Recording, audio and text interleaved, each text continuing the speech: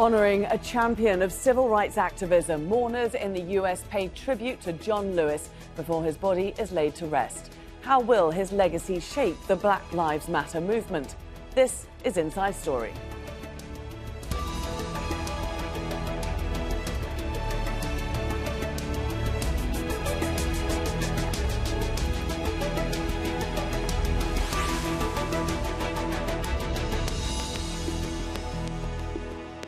Hello there and welcome to the programme. I'm Laura Kyle. A lifetime civil rights leader in the US who inspired the passage of the 1965 Voting Rights Act, the last of the Big Six rights leaders led by Martin Luther King Jr. and hailed as the conscience of Congress. John Lewis is being remembered in a 6-day memorial service that follows his journey through life.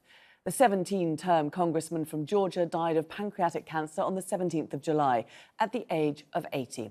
He'll be laid to rest in a private ceremony in Atlanta on Thursday. Leah Harding reports. A homecoming for an American hero. The body of civil rights icon John Lewis crossing the Edmund Pettus Bridge in his home state of Alabama. It was on this bridge in 1965 during a civil rights march by hundreds of activists that a police officer fractured Lewis's skull on a day that became known as Bloody Sunday. The attack on him drew national attention to the struggle for racial equality. Now this city is the final leg of the Selma to Montgomery voting rights trail, and his coffin has retraced that journey. Lewis was a senior member of the Congressional Black Caucus and a man known as the conscience of the Congress. He said his activism was anchored in a belief that good trouble could change the world. John never gave up hope. His optimism is what he inspired in all of us. We're all infused with that optimism. Can't you hear him? Find a way to get in the way. Good trouble, necessary trouble. Lewis was arrested at least 45 times throughout his political career, and he kept returning to this bridge. For the last 2 decades, he led an annual march across it to highlight the struggle for racial justice. On the 50th anniversary of Bloody Sunday in 2015, he made the trip with the nation's first black president, Barack Obama. He came from a humble beginning, always humble and respectful to others. So to my brother, Robert, this is not a goodbye. It's just a different kind of hello. The memorial service in Troy, Alabama is the first in a week of tributes and services for the former congressman. He will lie in state in the rotunda of the U.S. Capitol before being buried in Atlanta. Since his death, there's a renewed push to rename the Edmund Pettus Bridge in honor of John Lewis. Leah Harding for Inside Story.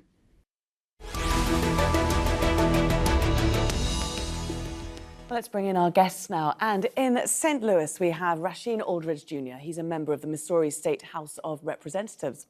In Providence, we have Tricia Rose. She's the director of the Center for the Study of Race and Ethnicity in America at Brown University. And in Baltimore, we have Lester Spence. He's a professor of political science and Africana studies at Johns Hopkins University. A very warm welcome to all of you. Rasheen, today we're talking about a man who people called a titan, a lion. How has John Lewis influenced you, your life, your career?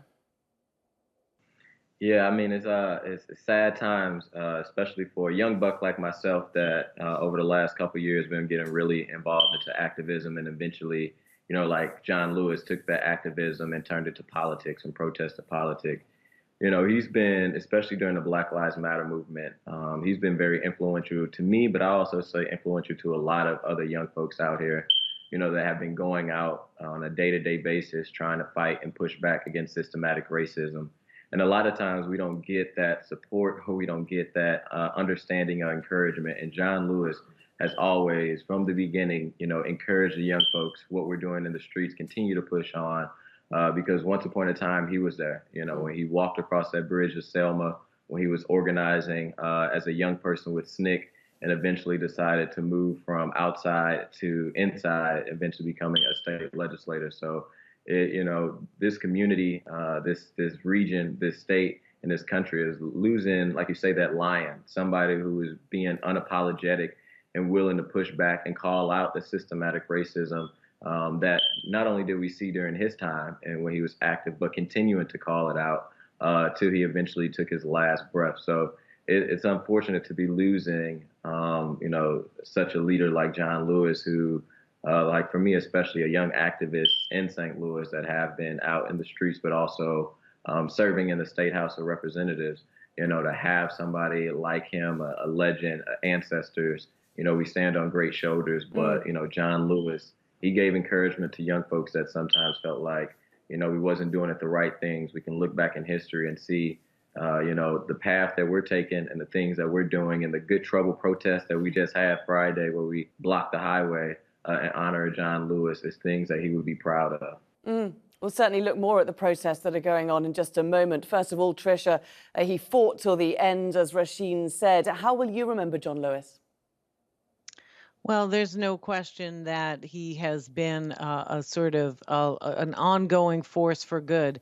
I think, the most important thing for me is to look at the wide range of approaches to really taking a courageous, uncompromising attack on systemic racism and anti-Black racism in general. And so what I want people to remember is that he fought Jim Crow because Jim Crow was that era's, one of that era's most significant ways of sort of producing systemic racism and all of its effects. But he didn't stop with that, with the end of Jim Crow, because that wasn't the end of racism. One of the ways that we often misremember civil rights leaders is that they exacted this fantastic victory and racism is over, right? But it's not. And so his consistent, hard, courage, discipline, participation, protest, and legislative, challenges all together really remind us that sometimes the nature of the beast changes its stripes, but it's still a beast. And so it's not just fighting for one victory, but it's fighting for an entire set of changes that sometimes look like they're not going on at the same time. Yeah, Lester, as Tricia says there, the fight is ongoing. John Lewis very famously said, you never become bitter, you never become hostile. But how hard do you think it was for him not to be able to see an end to the struggle? So if you think about, John Lewis spoke at the March on Washington, and the speech he was originally to deliver, he wasn't able to deliver. And in that original speech, he argued that the then Civil Rights Act they were thinking about passing didn't go hard enough on police brutality and didn't do enough to deal with the Black vote and protecting the Black vote. So some 57 years or so, some 50 years after that, right, we find ourselves still dealing with the issue of police brutality, and we still find ourselves dealing with voter suppression. So it had to have hit him particularly hard to know that the battles that he fought going back some 60 years in some ways became actually worse. But the thing is, one of the benefits of basically having basically giving your life to struggle is you actually have a certain type of discipline to know that this is the life you've chosen and that this is the path that's going to, and you have the ability to kind of go forward, but most importantly, teach generations after you that type of discipline and give people that type of time horizon to know that it's not over. Absolutely. Well, he does seem to have had a huge impact on the generations today. John Lewis was remembered by activists in the Black Lives Matter movement. The group has been prominent in leading protests against racism and police brutality across the US for 9 weeks since the killing of George Floyd by a white police officer in Minneapolis. Now, one flashpoint at the moment is Portland, Oregon, where federal forces tear gas protesters just on Sunday night. The situation there has been tense since Washington deployed the law enforcement agents to the city. President Donald Trump says he wants to protect government institutions. Both state and local officials have called for the federal forces to withdraw. Now, Rasheen, you've also been involved in protests. In fact, you've led them where you are in Missouri. What do you make of the response to them? Well, it is what we're out here fighting for. It's over policing at its finest. You have people that are taken to the streets now after the death of George Floyd, but the reality is this isn't anything new. If it was here in Missouri back in 2014 when Mike Brown was murdered at the hands of police officers and young people took to the streets, or if it was back during Trayvon Martin in 2012, or even as we're talking about John Lewis and the timing and the stuff that he has fought for. Like my brother said, the things that he fought for against police brutality, here we are again, 60 some years later, continuing another generation, continuing to fight for change, continuing to push back against systematic racism. I think what you're seeing in Portland and what you're starting to see potentially maybe in Chicago, and we even had threats that federal agents are coming into Missouri as well, is a way to try to silence the voices of individuals that are trying to do something right. It's one thing to talk about protecting property. We can rebuild property, and I never condone and anything burning down or anything like that. But we can rebuild property. What we can't rebuild and bring back is a life that has been taken.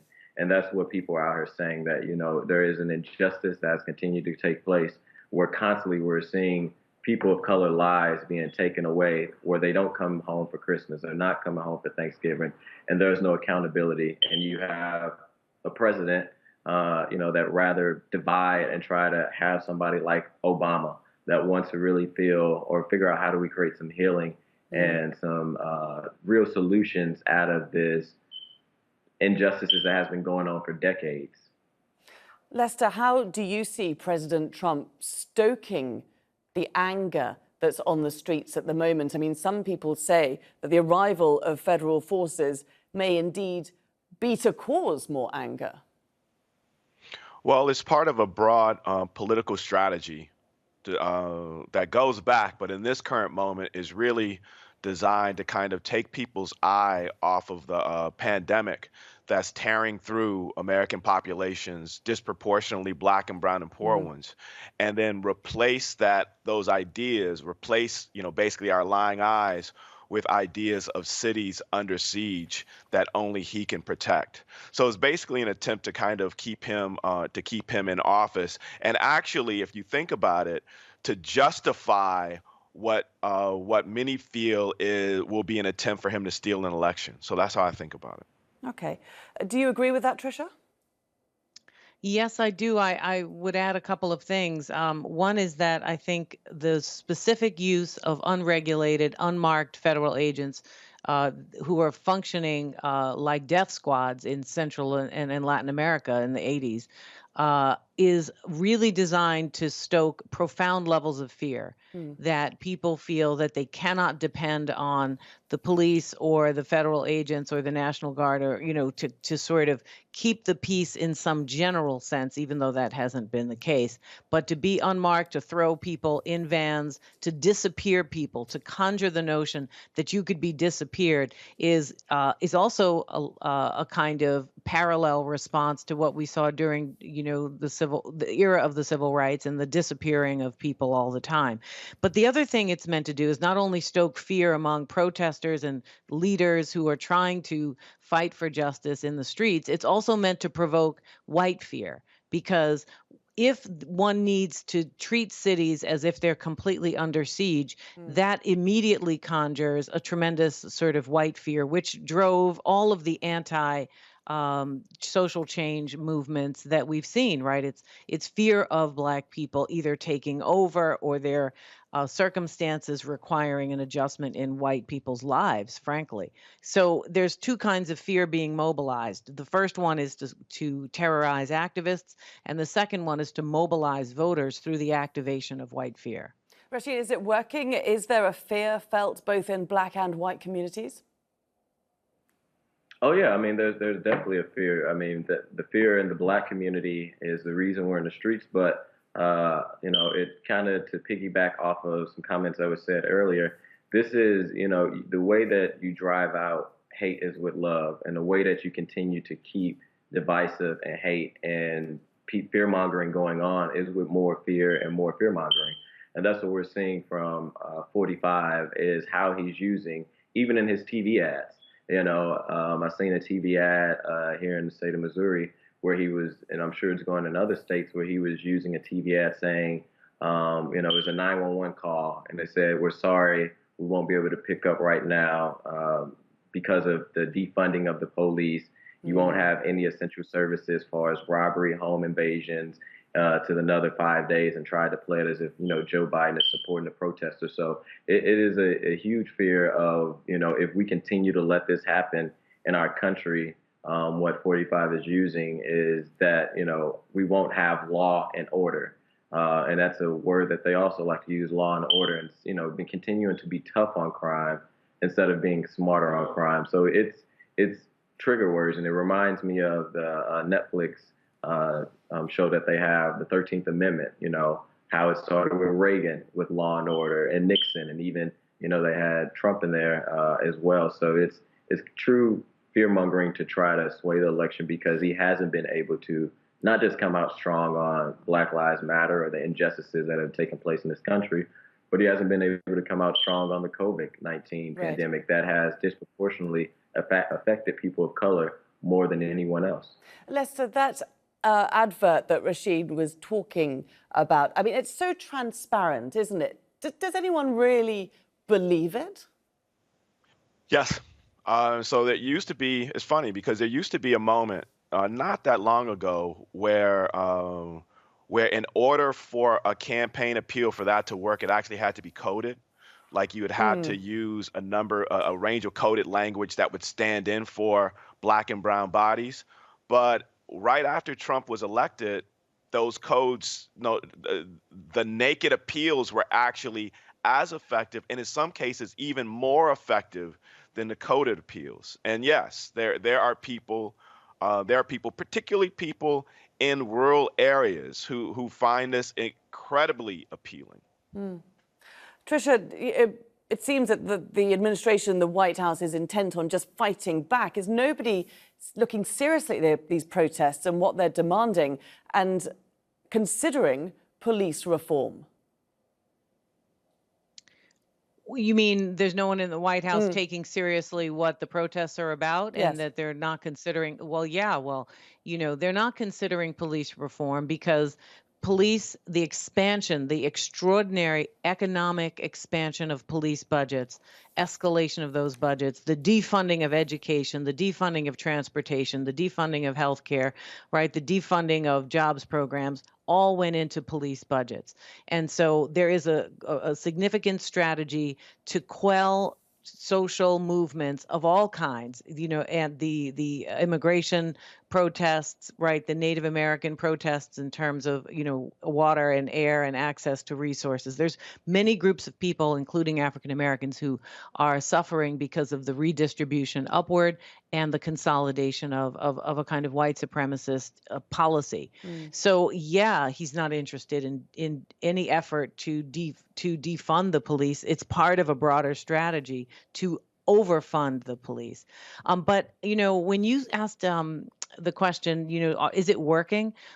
It's very important to remember that the whole development of sort of mainstream white consciousness is based on a fear of people of color. It's based on a fundamental distinction between groups of people based on race, and a hierarchical arrangement based on race with whites on top, and a fear that any changes to that would be a threat to their life, livelihood, and opportunities that are largely consolidated in their favor. So you don't really have to have coded speech, as Lester said. It can go either way, but yes, it's very effective. And I think there's an illusion, both in the U.S. and abroad, that racism and extreme racism is a marginal factor that a small group of people believe. What's more important to remember is that whatever people are expressing publicly, what they're feeling in what I would call their lizard brain, right, their kind of core sense of threat, is a whole different story. And until we grapple with that and the ways in which it's been stoked over a very long period of time, the more we're going to see these kinds of appeals and their successes. I hope he's not successful. But of course, there's a tremendous fear that all of these efforts to quell voting rights and access to voting will allow him to steal the election. Absolutely. But this is that something fear I want is to very get onto. important. We're just running a little bit out of time, so I want to move on to that. Very important issue. John Lewis obviously fought very hard for it and won to a degree. So the legislation in Congress at the moment to restore the Voting Rights Act that Lewis championed in 1965, the act was gutted, let's just give a little bit of background here, in 2013 by the Supreme Court, who voted that it was no longer relevant. Just very briefly, Rasheen, why was it considered no longer relevant? Oh, I think it is, what you start to see is a balance in power shift on the Supreme Court level, where anytime we make progress, and I think someone said it earlier, John Lewis, the good and the bad of it, he was able to live through a lot of these struggles, but at the same time, he was able to also see how in some aspects we haven't moved that far, or every time you make progress, the ones that are in power, the way that the system is working, don't want it to go that way. So they try to roll back a lot of those positive things that are trying to make it more fair and just for everybody, to be able to give folks the right to be able to vote, to be able to give them a voice in their community. That's one reason why I ran, because I felt like there wasn't a voice in the neighborhood.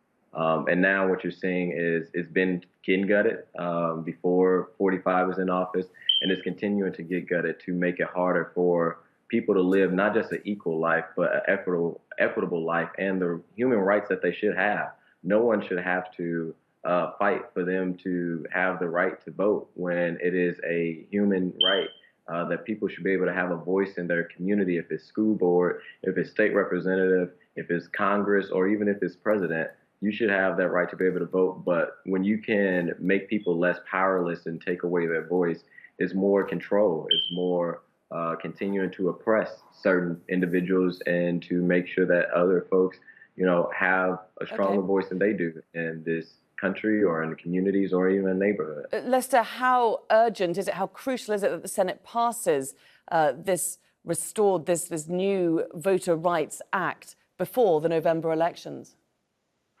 It's incredibly urgent. But what I'd also point to, though, is Trump actually made changes in the post office. And what it looks like is, given the pandemic, is a lot of our votes will probably be conducted by mail. If Trump's policies stick in the post office, then then arguably the decision on the Voting Rights Act won't matter as much, because it'll be the post office that itself determines which votes are legible, which votes aren't, and et cetera. Okay. Tricia, how do you see the November elections playing out? So, I mean, the polls are looking good for Joe Biden, but anything, of course, can happen. Well, yes, and there's a lot of evidence over the past 20 years of hanging chads and all kinds of complicated things. But, I think what's very important to remember is that every era there's a new set of strategies to limit the voting of poor people, of people of color, of Democrats, of liberals, of leftists, pretty much, right, in varying degrees.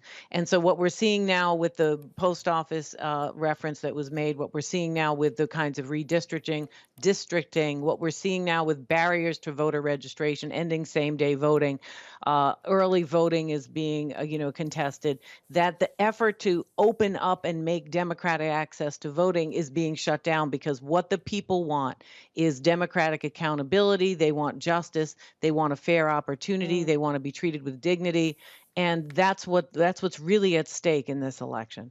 Okay, it's been really fantastic to get all of your views on John Lewis and indeed the situation there in America today. Thank you all very much for joining us, Rasheen, Aldridge Jr., Tricia Rose and Lester Spence. And thank you too for watching. You can see this programme again at any time by visiting our website, that's aljazeera.com. For further discussion, do go to our Facebook page. That's facebook.com/AJ Inside Story. You can also join the conversation on Twitter. Our handle is @AJ Inside Story. From me, Laura Kyle, and the whole team here, it's bye for now.